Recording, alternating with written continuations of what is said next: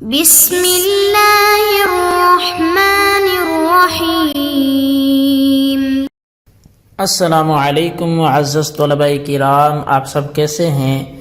آج ہم ایک نئی کتاب کا آغاز کرنے جا رہے ہیں اور آج کی ہماری گفتگو کا موضوع ہے تعارفی گفتگو۔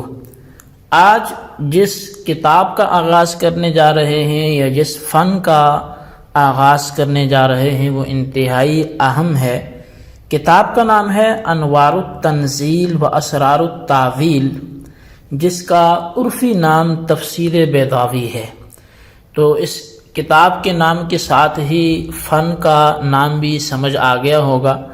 تو یہ کتاب امام قاضی ناصر الدین عبداللہ بن عمر بن محمد البیضاوی الشافعی رحمۃ اللہ تعالی علیہ نے لکھی ہوئی ہے، اور اس کے حوالے سے قبل اس کے کہ کتاب کے متعلق یا صاحب کتاب کے متعلق گفتگو کی جائے، چونکہ یہ فن تفسیر کا ہے تو تفسیر کی باتوں کو سمجھنے سے پہلے اس کی اہمیت اور اس کی مبادیات کو سمجھنا یہ از حد ضروری ہے۔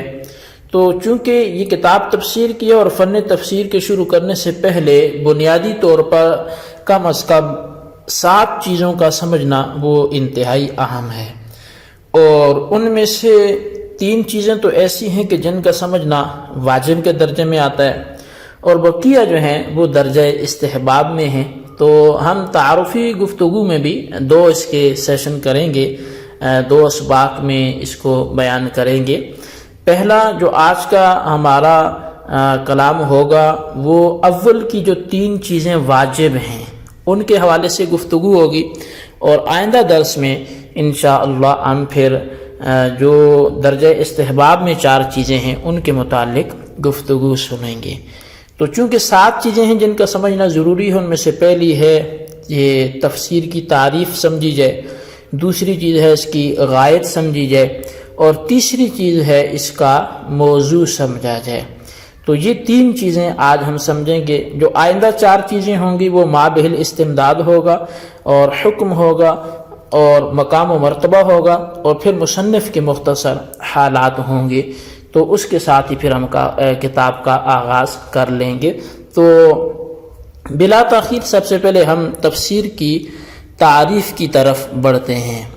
تو فن تفسیر کی تعریف کی طرف اگر ہم نظر کریں تو 2 طرح کی ہمیں تعریفات ملتی ہیں۔ ایک تعریف لغوی ہوتی ہے اور دوسری تعریف اصطلاحی ہوتی ہے۔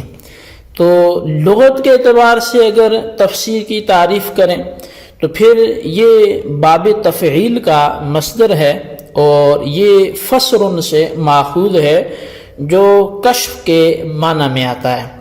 اور امام راغب نے تو کہا کہ جس مادہ میں فا، سین اور را ہو تو اس کے اندر کشف کے معنی پائے جاتے ہیں، جیسے کہ آیت الہی بھی ہے، یعنی قرآن کریم میں ایک آیت ہے وَالصُّبْحِ إِذَا أَسْفَرَ، کہ قسم کھاتا ہوں اس صبح کی کہ جب وہ روشن ہو۔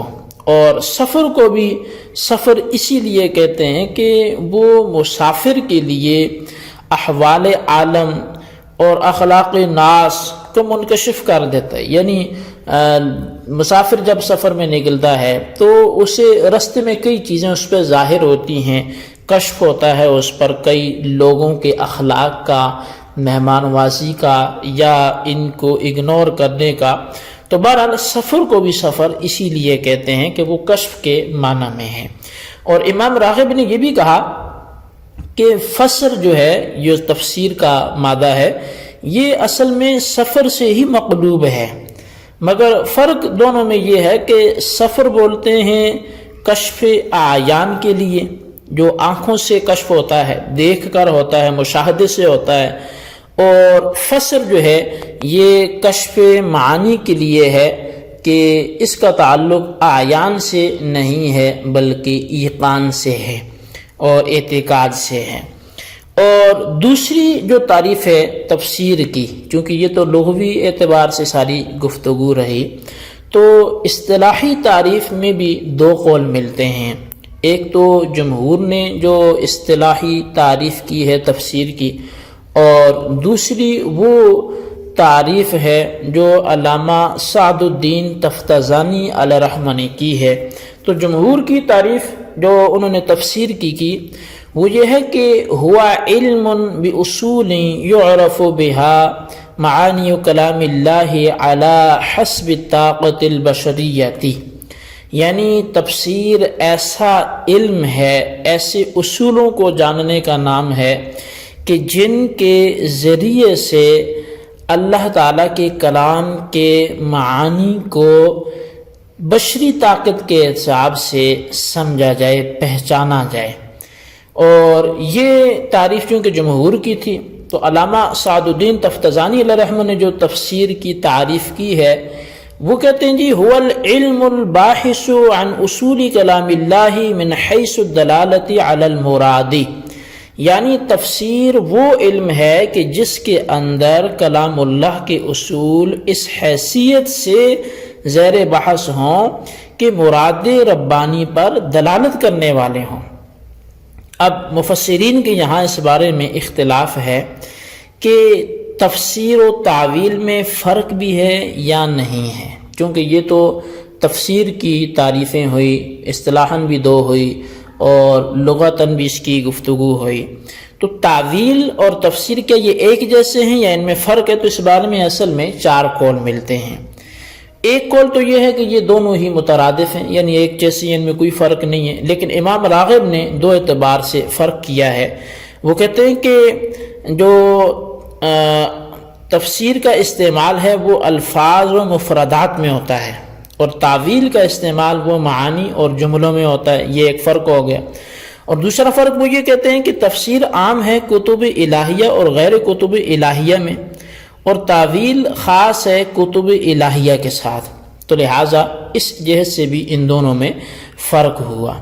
جبکہ امام ابو منصور ماتوریدی رحمۃ اللہ تعالی علیہ وہ فرماتے ہیں کہ تفسیر کہتے ہیں کہ جس میں قطعی طور پر مراد باری تعالیٰ معلوم ہو سکے، اور تعویل کہتے ہیں کہ بہت سے احتمالات میں سے کسی ایک کو ترجیح دے دینا بغیر کسی قطعی فیصلے کے. تو لہٰذا یہ دونوں میں فرق ہوا.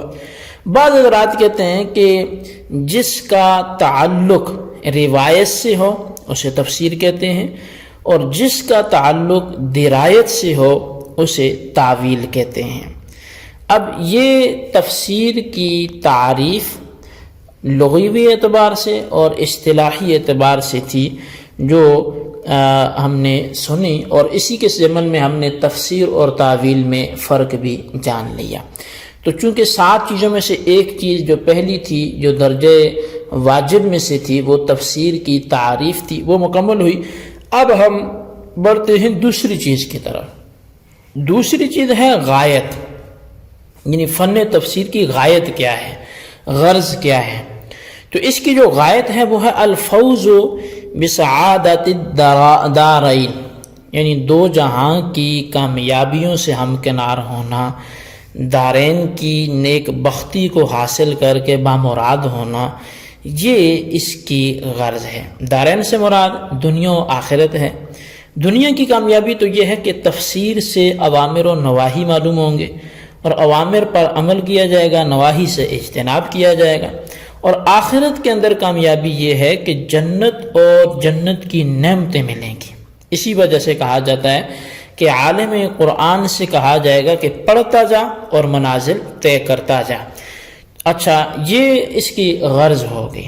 اسی طرح تفسیر کی اگر موضوع کی بات کریں جو بھی وہ بھی درجہ واجب میں ہے جاننا، تو تفسیر کا موضوع آیات قرآنی ہیں، اور وہ اس حیثیت سے کہ ان سے معانی سمجھے جا رہے ہیں.